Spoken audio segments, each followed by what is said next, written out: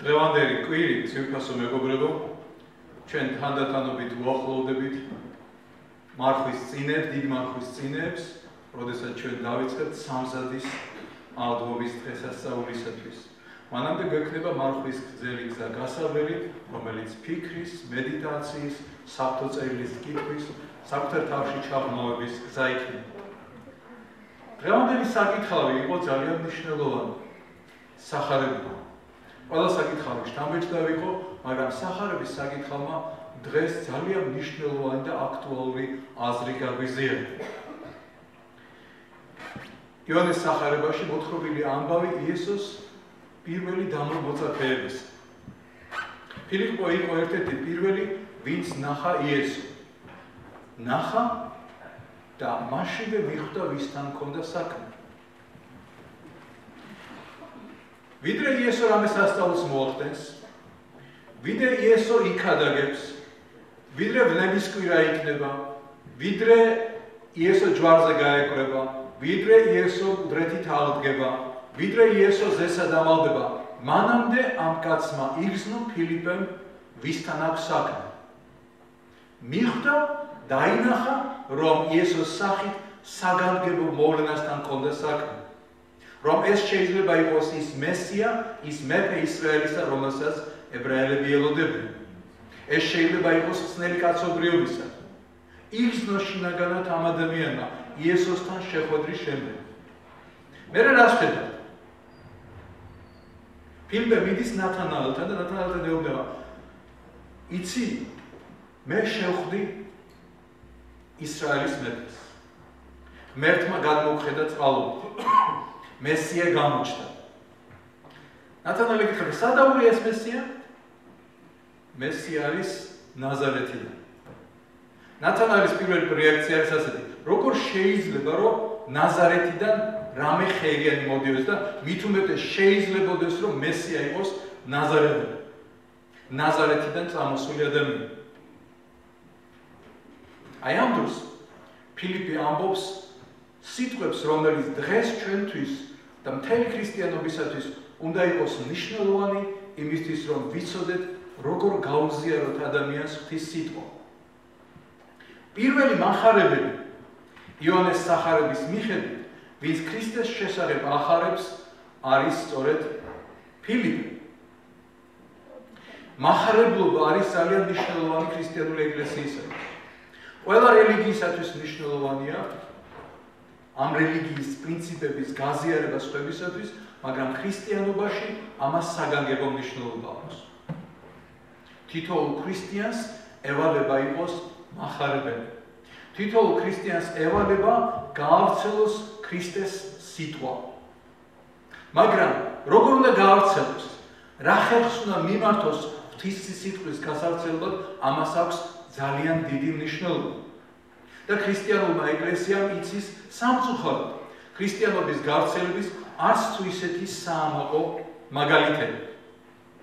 საქართველოს ძვირფასო მეგობრებო, იყო პირველი ქვეყანა მთელ მსოფლიოში, სადაც როდესაც ქრისტიანობის გავრცელებაზე იყო ლაპარაკი, ქრისტიანობის გავრცელებაში ხელი მოკიდეს მახვილს. და როდესაც ნინოცმიდა წავიდა მთაში ქრისტიანობის საქადაგებლად, მეფე მირიანმა მას გადმოცემის თანახმად და ქრონიკების თანახმად, მეფე მირიანმა მას 100-ის თავი გააყოლა, ჯარი გააყოლა. და როდესაც მემატიანე მოგვითხრობს იმის შესახებ, თუ როგორ ჩამთავრდა მისი მისია ფხოვში და მთიანეთში, იგი გვეუბნება, რომ 100-ის თავმა ცოტათი მიმართა მახვილს. ანუ ცოტათი გამოიყვანა მახვილი სახარების გასავრცელებლად მთაში. ბევრია რა, ცოტათი. შეიძლება ერთ-ორ ადამიანს წააკვეთე თავი, მაგრამ ამას ვინ ჭირს? ცოტათი მიმართა მახვილს ხედა. მეთოდი ქრისტიანობის გავრცელებისა, რომელიც საქართველოში შემოვიდა პირველად და მერე საქართველოს ერთადერთი არ ყოფილა. ქრისტიანული ეკლესიის ისტორია სავსეა ძალადობით, რომელსაც ქრისტიანი მიმართავს, მეორე ერთი ქრისტიანი მიმართავს სხვა ადამიანის ქრისტიანობაზე მოსარცევად. ძალადობა შეიძლება იყოს სხვადასხვა ფორმის, სხვადასხვა სახით. მას შეიძლება ჰქონდეს ეკონომიური ხასიათი, და აფრიკაში ამას ეძახიან ბრინჯის ქრისტიანობას. ერთ ტომარა ბრინჯს მიუტანენ ადამიანის ოჯახში და ეტყვიან, ერთი ტომარ ბრინჯი ხომ მოგიტანეთ, ეხლა წამოინდა მოინათლე ეკლესიაში. ანდა შეიძლება ქრისტიანობის გავრცელება მოხდეს, ანდა ევანგელიზაცია მოხდეს, არა სოციალური, არა ბრინჯის გავრცელებით, არამედ სოციალური წრეხის მოშველიებით. ჩვენ ვიცით, რომ აჭარაში ხშირად არის შემთხვევები, როდესაც ამა თუ ოჯახის წევრები იძულებული არიან გახდნენ ქრისტიანები, მოინათლონ ქრისტიანებად, იმიტომ რომ გარშემო ყველა ითხოვს მათგან რომ გახდეს ქრისტიანი. მეზობლებიც, ოჯახის წევრებიც, ნათესავებიც და გარდა ამისა შეიძლება ხეირიანიც იყო, თუ ქრისტიანად არ მოინათლე, შეიძლება კარგი სამსახური არ მოგცენ. მაგრამ ეს ადამიანი, რომელიც მოექცა ასე ქრისტიანობაზე, რა თქმა უნდა ეს ქრისტიანი არ არის. ის თავისთვის აგრძელებს თავის წესებს, რიტუალებს თავის რწმენისა, რაც მის გულთან არის ახლო. ქრისტიანობის გავრცელებაში ხშირად გამოიყენება ასევე ფსიქოლოგიური წნეხი. როდესაც ადამიანი, ეკლესია, ღვთისმსახური, ეპისკოპოსი არ აქვს მნიშვნელობა, ვინ მიმართავს ფსიქოლოგიურ ხერხებს იმისათვის, რომ ადამიანი ქრისტიანობაზე მოაქციოს. ფსიქოლოგიურ წნეხს. როდესაც რა შეიძლება დავარქვათ თუ არა ფსიქოლოგიური წრეხი, როდესაც ადამიანს ეუბნები, შენ თუ ქრისტიანი არ გახდი, შენი ბოლო არის ჯოჯოხეთში, ეშმაკები ამას გიზავენ, შენ სულს ეშმაკები დატანჯავენ, ამიტომ ადამიანს არჩევანი არ აქვს დარჩენილი, რომ თქვას, რომ როგორ გავაკეთო არჩევანი, რა თქმა უნდა, ვის უნდა რომ მისი სული დაიტანჯოს ჯოჯოხეთში. ვის უნდა რომ თუნდაც თეორიულად მაინც იყოს იმისი საფრთხე, რომ მისი მარადიული ცხოვრება იყოს გატანჯული. და როდესაც ადამიანი ასეთი წნეხის ქვეშ არის მოქცეული, როდესაც მასზე ავტომატი არის დაღერებული, ადამიანმა შეიძლება თქვას, რომ ხო, მე მინდა ქრისტეს მიღება. არის ეს ქრისტეს მიღება? ანდა ბრინჯის ნაცვლად რომ მიიღებ ქრისტიანობას, არის ეს ქრისტიანობა.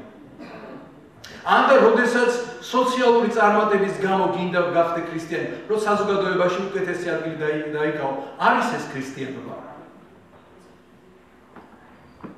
როდესაც ბავშვებზე ხდება ზეწოლა, ბავშვებს აიძულებენ ის დაიზეპირონ ლოცვები ისე, რომ წარმოდგენა არ აქვთ ამ ლოცვებზე, ლოცვის მნიშვნელობაზე.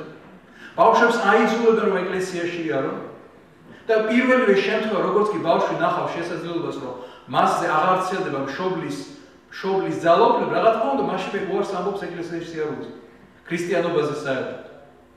ძალადობა ნებისმიერი ფორმით იქნება ეს სოციალური, ეკონომიური, ფსიქოლოგიური სახარების გავრცელებაში, ანდა ნებისმიერი რელიგიის გავრცელებაში, ნებისმიერი ნათელი სიტყვის გავრცელებაში არის სულებით მიუღებელი.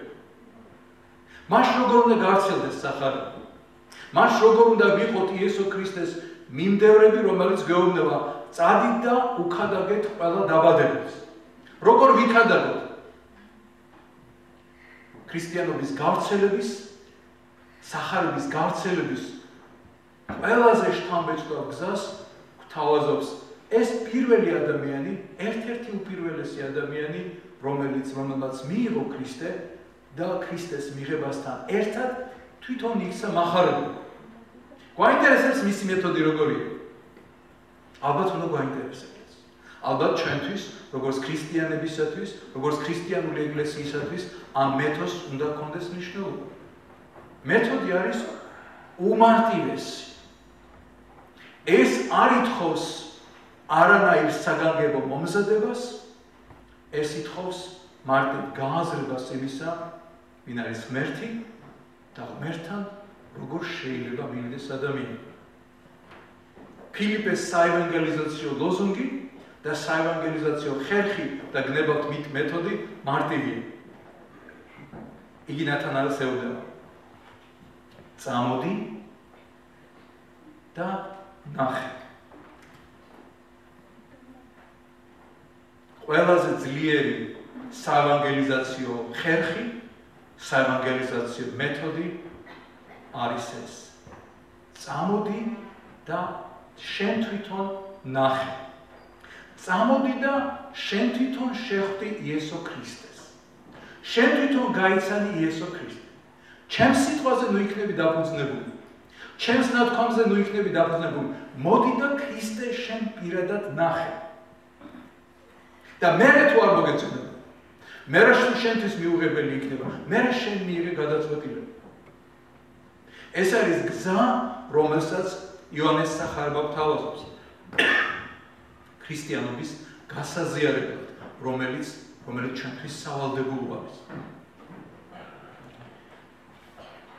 დღევანდელმა საკითხავმა ისიც გითხრა, როდესაც ფილიპე ნათანაელს ეუბნება, რომ წამოდი მე მესია ვნახე, ის ეუბნება, მე ვერ დავიჯერებ, რომ ნაზარეთიდან მესია მოდიოდეს. თურმე შესაძლებელია აქედან გამომდინარე, ძვირფასო მეგობრებო, რომ ჩვენსა და ადამიანსა და ღმერთს შორის იდგეს სხვა ადამიანი. იდგეს კულტურა, იდგეს ტრადიციები, იდგეს წარმოდგენები, იდგეს ის, რაც ჩვენ ყურით მოგვისმენია, ყურმოყრით აქვს გაგონილი ღმერთის შესახებ, იესო ქრისტეს შესახებ, მისი სწავლების შესახებ, მისი უსაზღრო სიყვარულის შესახებ. შეიძლება ეს ყველაფერი ჩვენ სადღაც გვაქვს ყურმოყრით გაგონილი, მაგრამ ეს ყოველივე შეიძლება სულებით არ ასახავდეს ღმერთის იმ ნამდვილ სახეს, რომლის მაუწყებლადაც მოგვევლინა ჩვენ იესო ქრისტე. შეიძლება ქრისტიანებისაგან გაიგოთ, რომ ღმერთი არის, მე მითხრეს, მე გაგონილი მაქვს და თქვენსაგან გაგონილი, მე მითხრეს, რომ ღმერთი არის მჭამელი ცეცხლი. რომ მიუტრიალდები და ეკრები, შენ საიდან იცის? ვიცი, იმიტომ რომ ბიბლიაში ესე წერია. თურმე შესაძლებელია ჩვენსა და ღმერთს შორის დადგეს არა მარტო ადათები, ტრადიციები, გადმოცემები, სრულწარმოდგენები ღმერთზე, შეიძლება ჩვენსა და ღმერთს შორის დადგეს თვითონ ბიბლია. თუ კი მას ვერ დაინახავ, ვერ წაიკითხავ, ვერ გაიგებ ისე როგორც საჭიროა. ამდენად ჩვენ წინაშე საფრთხე დიდი არის. ჩვენ გვჭირდება მივიდეთ იესოსთან, იესო გავიცნოთ და იესოს თვალით შევხედოთ საკუთარ თავს, სამყაროს, ბიბლიას, საღვთო-წერილს, ადამიანებს, რომლებიც ჩვენს გარშემო არიან. წინააღმდეგ შემთხვევაში, ყველა სხვა ადამიანის თვალით დანახული ღმერთი იქნება ჩვენთვის მცდარი გზა. სწორია ის გზა, რომელსაც შენ თვითონ პოულობ, შენ თვითონ ირჩევ. გამოთქმა არის ასეთი, რომ ღმერთს არ აყავს შვილი-შვილები, ღმერთს ყავს მხოლოდ შვილები. რაც იმაზე მეტყველებს, რომ თითოეულმა ადამიანმა თვითონ უნდა გააკეთოს არჩევანი ღმერთთან მისვლის გზაზე. თვითონ უნდა შეეკრას იესო ქრისტე, თვითონ უნდა დაადგეს ამ გზას, მასთან უნდა ჩამოაყალიბოს პერსონალური, ინდივიდუალური ურთიერთობა. ეს არის ის, რასაც იოანეს სახარება გვთავაზობს. ეს არის ის, რასაც გვთავაზობს ფილიპე. მოდი და ნახე თავად. მოდი და ნახე ღმერთის სიყვარული. მოდი და ნახე ღმერთის სამართლიანობა. მოდი და ნახე ღმერთის შენდობის ძალა. მოდი და ნახე თავისუფლება, რომელიც ღმერთშია. მოდი და ნახე სიყვარული, რომელიც ღმერთშია. მოდი და ნახე სოლიდარობა, რომელიც ღმერთშია და მის შვილებში უნდა იყოს და ჩანდეს. და აი მე გააკეთე არჩევანი. არა შიშის გამო, არა ძრწოლის გამო, არა იმის გამო, რომ დამბაჩა დაგაღირე შულზე, არამედ იმის გამო, რომ შენ გინდა გაყვე ქრისტეს. რომ შენ გინდა იყო ქრისტეს მიმდევარი. რომ შენ კიდე იყო ქრისტეს მოწაფე. ეს არის გზა, რომელსაც თავაზობს დღევანდელი საკითხავი და სხვა ყველა გზა მე ვშიშობ. გზა, რომელიც არ არის თავისუფალ არჩევანზე დამოკიდებული, არ არის ქრისტეს გზა. თითოეულ ჩვენთაგანს გვჭირდება ჩვენ თვითონ ავირჩიოთ ქრისტესაგან მიმავალი გზა იმისათვის, რომ შევიცნოთ ღმერთი ისეთი, როგორიც არის სინამდვილეში. თუმცა ჩვენ აუცილებლად უნდა შევთანხმდეთ ერთ რამეს, რომ ჩემი გამოცდილება ღმერთთან ურთიერთობისა განსხვავებული იქნება თქვენი ურთიერთობისაგან. ღმერთს აქვს თითოეულ ადამიანთან ინდივიდუალური ურთიერთობა. მე არ შემიძლია ჩემი გამოცდილება შენ მოგახვიო თავზე და შენ არ შემიძლია შენი გამოცდილება მე მომახვიო თავზე. ღმერთი ჩვენ პირადად გველაპარაკება, პირადად გვასწავლის მასთან ურთიერთობისა და სიყვარულის გზას. ეს არის ღმერთის შემეცნების გზა. თუმცა აქ აუცილებლად უნდა ითქვას, რომ თითოეულ ჩვენთაგან გვაქვს ღმერთთან ურთიერთობის გამოცდილება, მოგზაურებული გამოცდილება. მაგრამ ეს ყველა ჩვენთაგან ის გამოცდილება რომ ერთად შევკრიბოთ. მთელი პლანეტის გამოცდილება რომ ერთად შევკრიბოთ ღმერთის შესახებ. ჩვენ ვერასდროს ვერ ამოვწურავთ ღმერთის სიღრმეს, სიგანეს, სივრცეს, სიბრძნეს და სიყვარულს. ეს ჩვენთვის შეუძლებელია. ძველ რელიგიებში ძალიან დიდი ხნის წინათ, ჯერ კიდევ ჯაიანიზმში, ქრისტიანობამდე რამოდენიმე 1000 წლით ადრე მიაგნეს გზას, რომელიც მერე ქრისტიანებმაც გაიმეორეს, იმისაც რომ დაგვენახა, როგორი მოგცალებულია ჩვენი წარმოდგენა ღმერთზე, როგორი დიდი ქრისტიანებიც არ უნდა იყოთ. ცოდნა ღმერთის შესახებ არის ყოველთვის შეზღუდული. ეს გადმოცემა, ძველი ჯაიანიზმიდან მოსული გადმოცემა ასეთია, რომ 4 ბრმას დაავალეს, რომ აღეწერათ სპილო. და ეს 4 ბრმა კაცი გაეშურა სპილოს აღსაწერად. რამოდენიმე ხნის შემდეგ დაბრუნდნენ და მოიტანეს ამბავი სპილოს აღწერის შედეგები. და ერთმა თქვა, რომ სპილო ისეთია, როგორც ბოძი, ხელს რო შემოაჭდო, ყოველ ხელს რო შემოაჭდო და სითბოს სიგრძნო. მეორე ამბობდა, სპილო ესეთი კი არ არის, სპილო არის როგორც ცოცხი, გრძელტარიანი ცოცხი. მესამე ამბობდა, ღმერთი არის, სპილო არის როგორც მოქნილი ხორცი, როგორც მოხრი, ისე მოიხმელი. მეოთხე ამბობდა, მოხრილი კი არ არის, არის მკრივი, მყარი და ვერაფრით ვერ გადაკი. თითოეული მათგანი თავიანთ გამოცდილებაში იყო სწორი. ის ვინც ამბობდა, რომ ბოძივით არის, იყო ის ვინც სპილოს ფეხებზე შემოხვია ხელებით იგრძნო. ის ვინც ამბობდა, რომ ცოცხლით არისო, იყო ის ვინაც კუდში წაალოხებდა. ის ვინაც ამბობდა, რომ რბილი ხორცივით არისო, ვინც ხორთუმში წაალოხებდა. ის ვინაც ამბობდა, უდრეკელია, რომ ის ვინც ეშში წაალოხებდა. რომელია მართალი? ყველა მართალია. მაგრამ არც ერთი მათგანის აღწერილობა სრულად არ გადმოსცემს სპილოს ნამდვილ სურათს. თითოეულ ჩვენთანაც გვაქვს ასეთივე გამოცდილება ღმერთის აღქმის. ქრისტეს მეშვეობით. მაგრამ ჩვენ უნდა ვაღიაროთ, რომ ღმერთის სული დანახვა არავის არ შეგვიძლია. ვიდრე ამ წუთის სოფლად ვარ. დადგება ჟამი, დადგება დრო, როდესაც ჩვენ ყველანი ღმერთის ნაწილი ვიქნებით. მანამდე ჩვენ განცილული ვართ, და შეიძლება უკეთესიც არის ასე ჩვენთვის, რომ ჩვენ მხოლოდ ნაწილობრივს ხედავთ.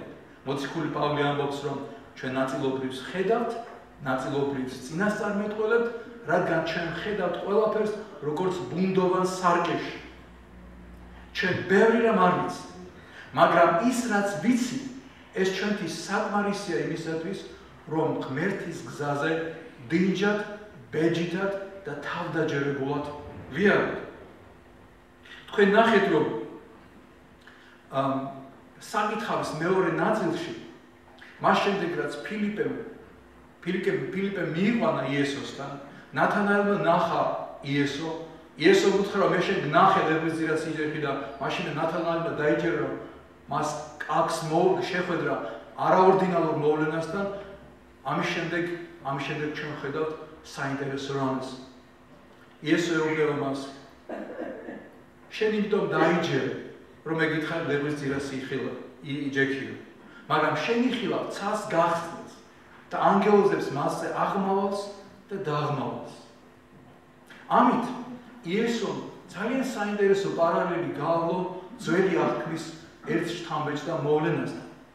როდესაც იაკობმა ნახა სიზმარი, ნახა კიბე, რომელზედაც ანგელოზები ადიოდნენ და ჩამოდიოდნენ. საინტერესო ის არის, რომ როდესაც იესომ ეს ამბავი მოყვა, ამით თავისი თავი, თავისი მისია, თავისი მოღვაწეობა გაიგივა კიბესთან. ჩვენ როდესაც ჯვარს უყურებთ, გვახსენდება ქრისტე, ჩვენ როდესაც გამოსახულებებს უყურებთ, გვახსენდება ქრისტე, მაგრამ როდესაც კიბეს უყურებთ, არა, ქრისტე არ მოგივა აზრად. ქრისტეს კიბე წესით კიბე ქრისტეს არ უნდა გვახსენებდეს.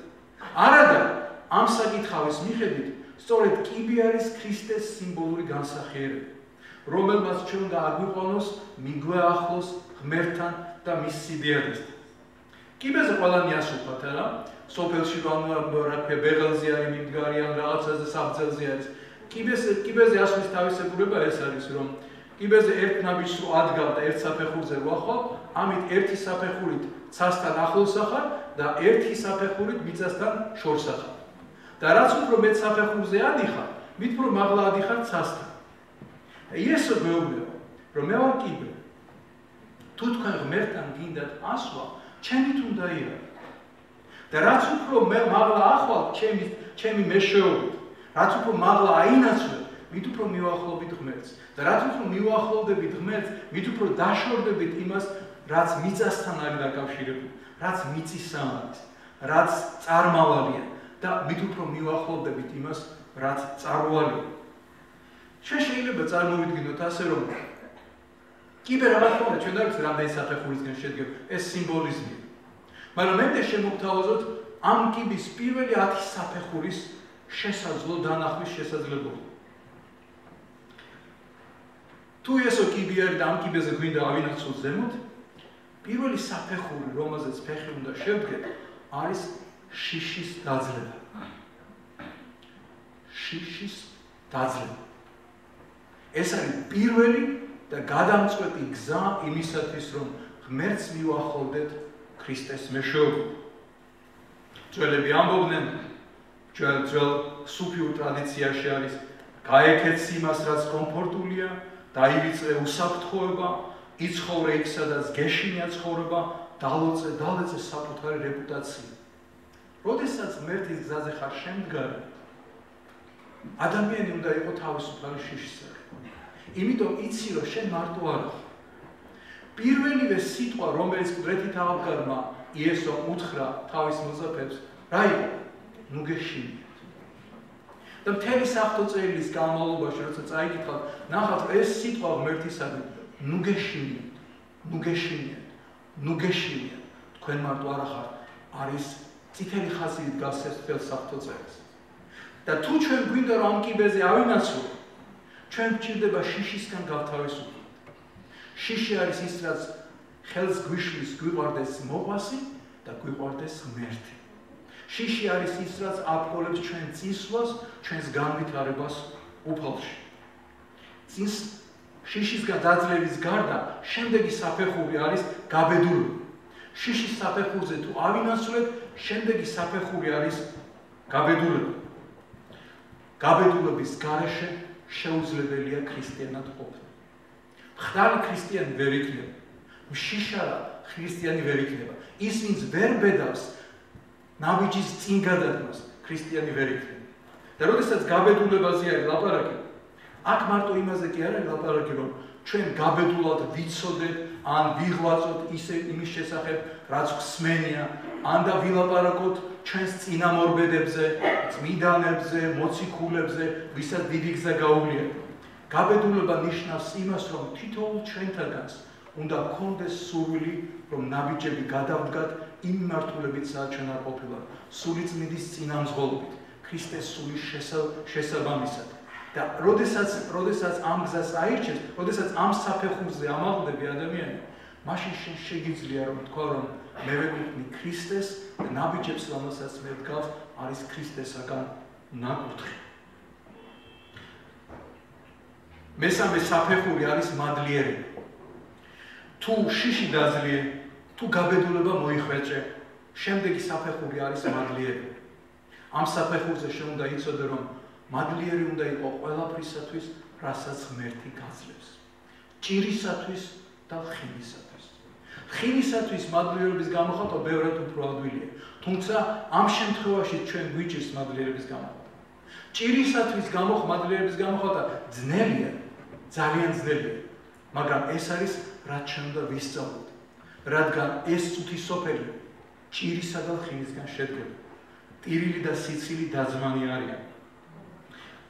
მეოთხე საფეხური, რომელზეც ჩვენ უნდა ავინაცვლოთ, ეს არის მოქმედება. ძველები ამბობენ, რატომ უნდა ვეგდო ორმოში, როცა ხელში გამძლე თოკი მიჭირავს. ჩვენ გვჭირდება მოქმედება.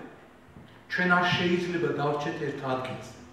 ხოლო იმისათვის, რომ ჩვენ შევძლოთ წინსვლა, ჩვენ გვჭირდება ხელი მოვკიდოთ იმ თოკს, ამოვიდეთ იმ ორმოდან, იმ ჭაობიდან, იმ სიბინძურიდან, იმ სირთულეებისგან, იმ შიშებისგან, იმ დაბრკოლებებისგან, რომელიც ხელს გვიშლის, რომ ჩვენ ღმერთთან ახლოს ვიდეთ.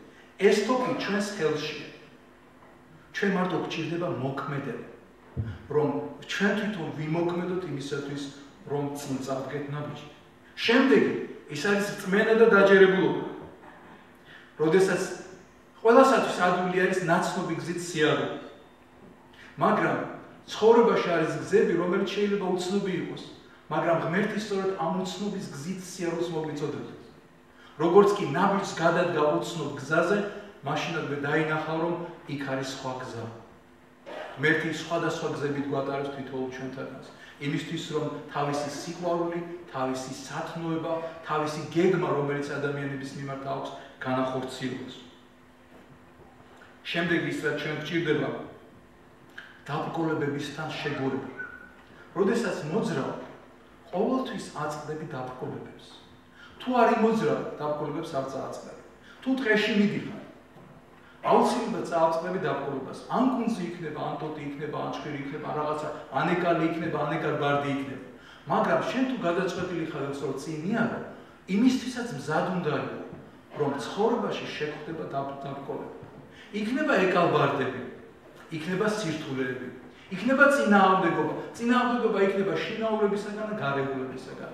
ეს იქნება ემოციური წინააღმდეგობა, ეს იქნება მატერიალური წინააღმდეგობა, მაგრამ შენ უნდა იცოდე, რომ ამ გზაზე მარტო არ ხარ და ამ დაბრკოლების არ გეშინია. ძველები ამბობდნენ ასეც, რომ თუ გეშინია წინააღმდეგობის წაწყლობისა, როგორ გინდა რომ დაიხვეწო. ჩვენ ვერ ვისწავლეთ სიარულს, სწორ სიარულს, გამართულ სიარულს, თუ კი ჩვენ დაბრკოლებებს არ წავაწყდით. თუ კი 1-2 არ წაიქცა ბავშვი სიარულს ვერ ისწავლეს. თუ კი 1-2 არ იხრიალა იმის გამო, რომ დაცემით კივილი ნახა.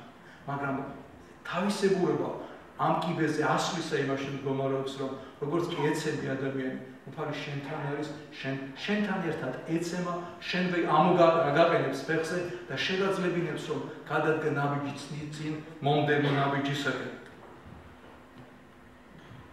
შემდეგი ნაბიჯი, მეშვიდე ნაბიჯი არის საკუთარ თავში ყურება. ჩვენ ხშირად გონიან, რომ ღმერთმა უნდა სიყვარული გადმოგვიგდოს. ქრისტიანობა, ყველა სხვა რელიგია გვასწავლის სიყვარულს. და ჩვენ შეიძლება ლოცულობდეთ კიდევ იმას, რომ ღმერთო სიყვარული მომეცი. ღმერთმა ეს სიყვარული მოგცა მაშინ, როცა გაგვაჩინა. ჩვენი გაჩენის დღიდან ჩვენში ეს სიყვარული დგას. მაგრამ რაც ფეხი ავიდგით, რაც ცხოვრება წამოვიწყეთ, ჩვენ ვცდილობთ, რომ ამ სიყვარულის წინ აღმართოთ სხვადასხვა სახის კედლები. ჩვენ სიყვარულის მიღება კი არ გვჭირდება, არამედ სიყვარულის იმ შებოჭილობიდან, იმ კედლებისგან გათავისუფლება გვჭირდება, რომელსაც ჩვენ ვაშენებთ. ღმერთმა თითოეულ ადამიანში ჩადოს სიყვარული, მაგრამ ჩვენ ხშირად ვაშენებთ სიძულვილის კედლებს სიყვარულის წინააღმდეგ. ეს შეიძლება იყოს ნაციონალური სიძულვილი, ეს შეიძლება იყოს ეთნიკური სიძულვილი, ეს შეიძლება იყოს კლასობრივი სიძულვილი, ეს შეიძლება იყოს გენდერული სიძულვილი. ეს კედლები, რომელსაც ჩვენ ვაშენებთ, ეს შეიძლება იყოს პერსონალური სიძულვილი რომელიმე ადამიანის მიმართ. როდესაც რომელიმე ადამიანის მიმართ ვაშენებთ სიძულვილის კედელს, ამით ჩვენში არსებულ სიყვარულს ხელს უშლით, რომ ჩვენ ცხოვრებაში იმოქმედოს. ხო და ამიტომ ჩვენთვის მიზანი ის კი არ არის, ძველები ამბობენ, სიყვარული ვეციოთ, არამედ ის, რომ საკუთარ თავში ვიპოვოთ ის კედლები, რომლებიც ჩვენ ავაშენებთ სიყვარულის წინააღმდეგ. შემდეგი საფეხური არის ტკივილისაგან სწავლის სკოლა. ჩვენ ყველანი ტკივილს განვიცდით. ყოველდღიურ ცხოვრებაში, ადამიანურ ურთიერთობაში. მაგრამ ეს ტკივილი შეიძლება იყოს სწორედ გზა იმისათვის, რომ მივაგნოთ საკუთარ თავს. მივაგნოთ უკეთ დავნახოთ ღმერთი. ასეთი განმოცემა არის, ჭრილობა ის ადგილია, საიდანაც ნათელი შემოდის ჩვენში. ტკივილი არავის არ ეხარისება, ცრემლი არავის არ ეხარისება, მაგრამ ხშირად სწორედ ცრემლისა და ტკივილის მეშვეობით შეიძლება შემოვიდეს ჩვენში ის ნათელი, რომელიც სხვა გზით არ შემოვიდა. როდესაც ბავშვი იბადება ამ წუთის სოფლად, ტკივილით იბადება. დედა ქალსაც ტკივასა, მშობიარობისა და სალმობის ტკივილი და ბავშვსაც ტკივა. მაგრამ თუკი ჩვენ სიცოცხლე გვინდა, თუკი ჩვენ სიყვარული გვინდა, თუკი ჩვენ მომავალი გვინდა, ტკივილი ერთადერთი გზაა. ტკივილის მეშვეობით შემოანათებს ნათელი ჩვენს გულში და დაგვანახებს ჩვენ მომავალი. ღმერთი ვინ არის? ჩვენ სადავ. მეცხრე საფეხური ამ კიბეზე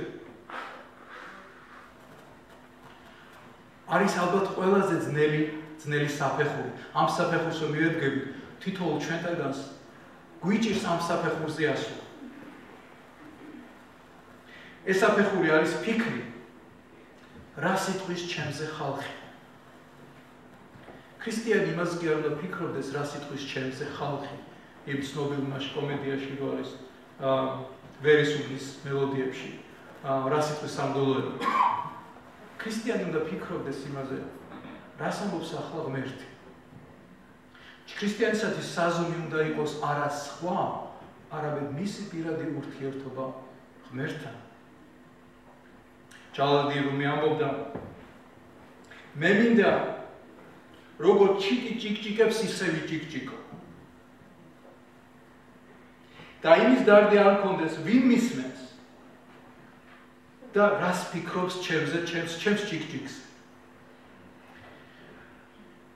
ალბათ ქრისტიანსაც ეს უნდა უნდოდეს. ქრისტიანი არ უნდა ჭიკჭიკებდეს, უნდა ლაპარაკობდეს, უნდა მოქმედებდეს, უნდა სიყვარულს გასცემდეს. ორთ ამ შემთხვევაში იმაზე კი არ უნდა ფიქრობდეს, ვინ რას ფიქრობს მასზე. ან ვინ როგორ აფასებს მის ჭიკჭიკს. არამედ უნდა ფიქრობდეს, რამდენად გულწრფელია იგი საკუთარ თავთან და რამდენად გულწრფელია იგი ღმერთთან. ეს არის გზა და საფეხური, რომელიც ბევრ ჩვენთაგანს, ალბათ თითოეულ ჩვენთაგანს გვაქვს გადასალახი. რა სიტყვიან ჩვენზე მეზობლები. როგორი ვარცხნილობა აქვს ჩემს შვილს, რა სიტყვიან ჩემი ნათესავი. ვინზე გათხოვდა ჩემი შვილი, რა სიტყვიან ჩემი ბიძაშვილი. ჩვენთვის წამოსავალი არის არა ის ხალხი რა სიტყვის, არამედ ღმერთი რას ამბობს, ღმერთი რა სიტყვის. თუკი ჩვენ ღმერთთან მიახლოება გსწავლოს, წადია. მეათე საფეხური. ძალიან მნიშვნელოვანია აკეთო ის, რაც გიყვარს და არ აკეთო ის, რაც არ გიყვარს. მე მესმის, რომ ცხოვრებაში ბევრი რამის კეთება გვიხდება ჩვენ როგორც ადამიანებს, რა რის კეთებაც არ გვეხალისება. მაგრამ ღმერთს უნდა, რომ ჩვენ ვაკეთოთ ის, რისი კეთება ჩვენ გვიყვარს, რისი კეთება ჩვენ გამოგვდის ყველაზე უკეთ, რაშიც ჩვენ შევძლებთ საკუთარი თავის უკეთ გამოვლინებად. და მაგრამ როდესაც ამაზე ვლაპარაკობთ, აქ იმაზე არ არის ლაპარაკი, რომ ადამიანი კოსმონავტი გახდეს და ცაში ვარცხნილ მოწყდეს. ამათ იმაზეა ლაპარაკი, რომ ადამიანი იყოს ბედნიერი იმით, რასაც აკეთებს.